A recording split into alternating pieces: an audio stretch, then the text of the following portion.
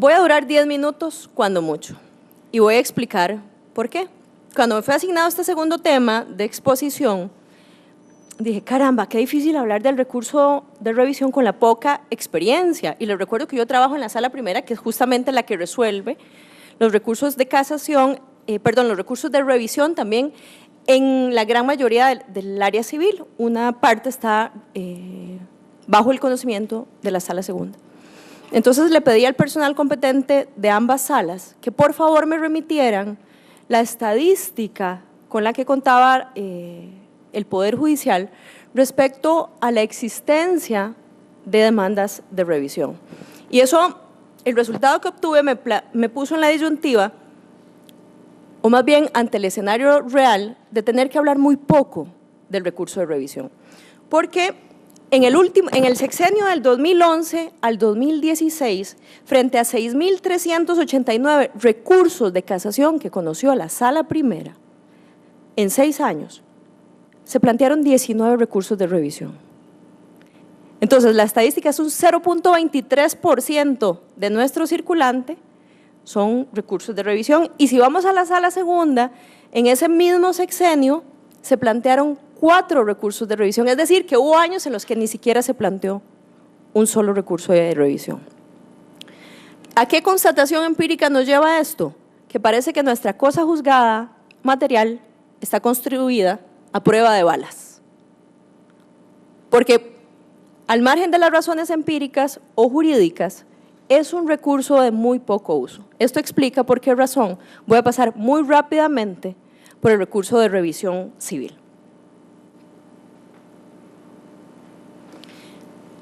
A contrapelo de lo que sostuve previamente, indudablemente, la revisión tiene carácter extraordinario. ¿Por qué razón? Porque únicamente las resoluciones que producen cosa juzgada material, con independencia de que sean de mayor o menor cuantía, tendrán acceso a este proceso especial.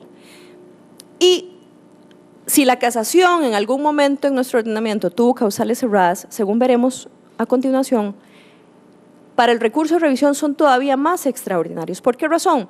Porque atacar la cosa juzgada a través de un recurso ordinario nos llevaría a no tener fin la posibilidad de estar revisando constantemente las sentencias. De modo que un recurso que pretende controvertir la cosa juzgada que se ha declarado sobre un proceso, sobre una controversia, tiene que tener un carácter indudablemente extraordinario.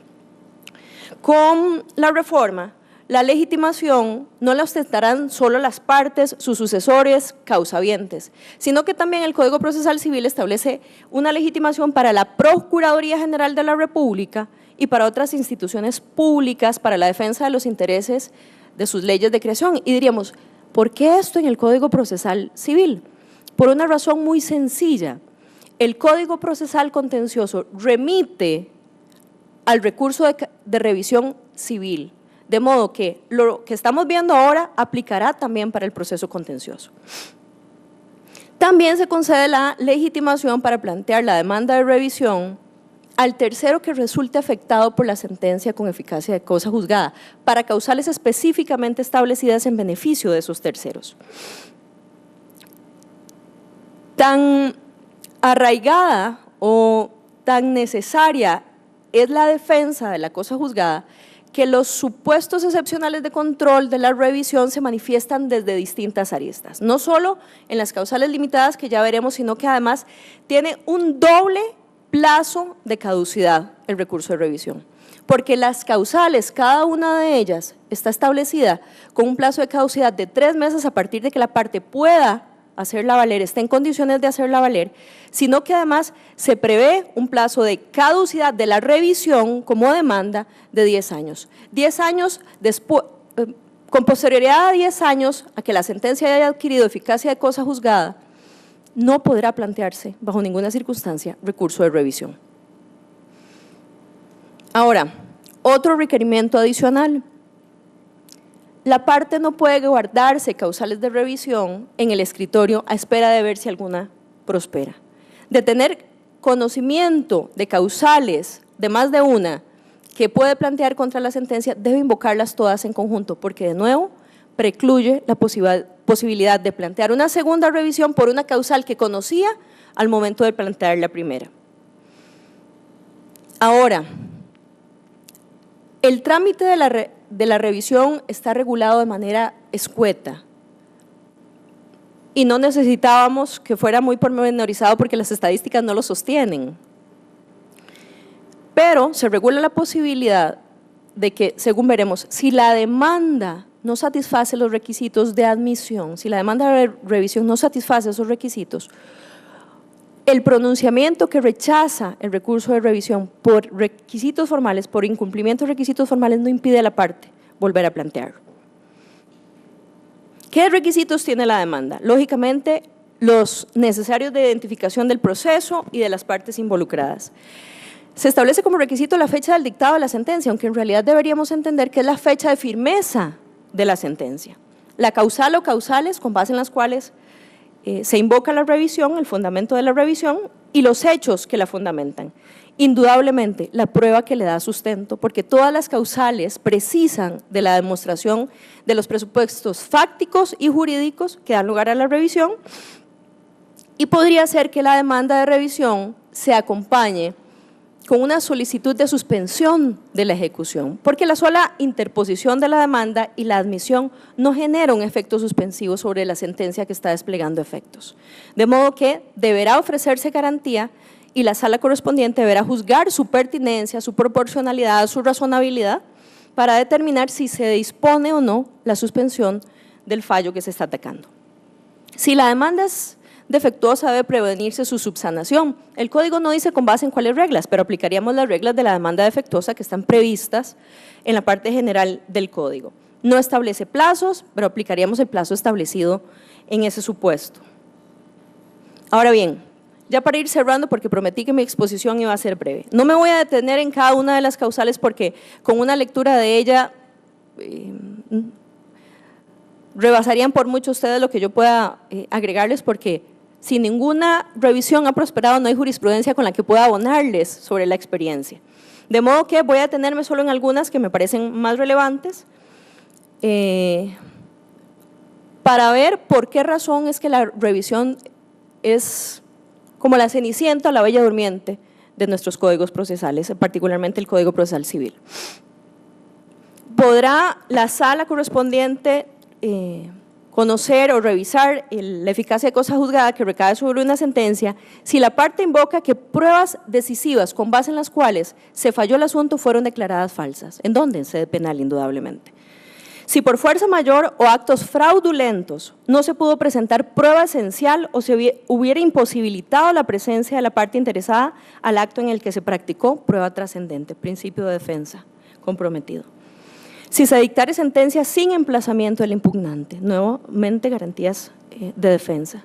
Falta o indebida representación durante el proceso o durante la audiencia de pruebas. Sentencia contradictoria con otra anterior en el que la parte no haya podido o no haya tenido posibilidad de invocar la cosa juzgada.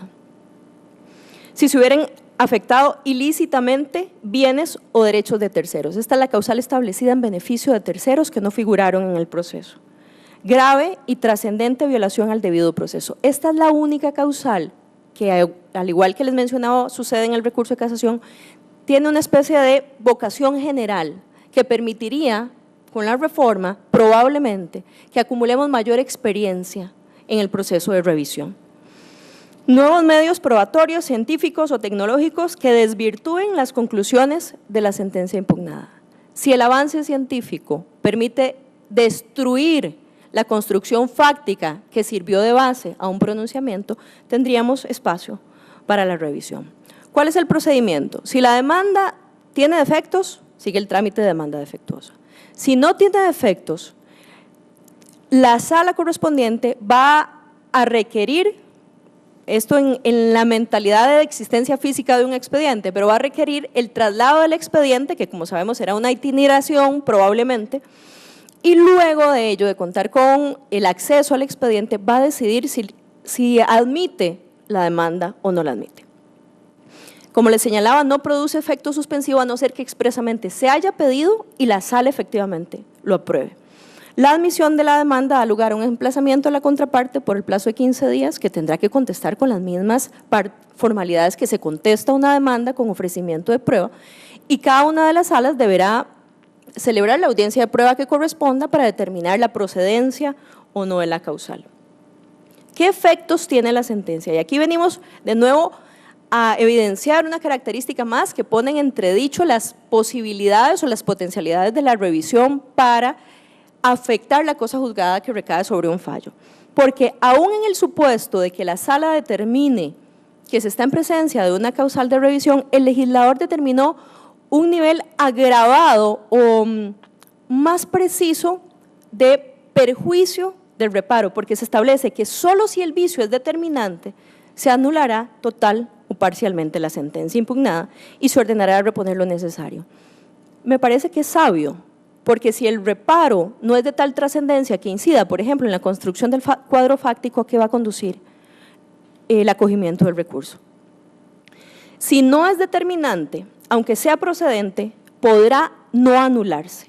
Esa nulidad no puede afectar los derechos adquiridos por terceros. El vencido será condenado en costas, daños y perjuicios si participó o intervino en la causal que produjo la revisión. Si la mala fe, si el delito que reside tras la declaratoria de revisión es autor, partícipe o tiene responsabilidad. Si la sentencia es desestimatoria, más bien el promovente del proceso de revisión, de la demanda de revisión, va a resultar condenado en daños y perjuicios por haberlo planteado. Y de haber rendido garantía para la suspensión de la sentencia, esta será trasladada como indemnización fija para la contraparte. ¿Qué recurso tiene la revisión? Se cierra la posibilidad de cualquier recurso, como corresponde a un recurso de revisión, de modo que lo que la sala resuelva por el fondo carecerá por completo de cualquier recurso. De modo que de esta manera espero haber cumplido mi promesa de que iba a ser tan expedita como los números lo justifican. Muchas gracias.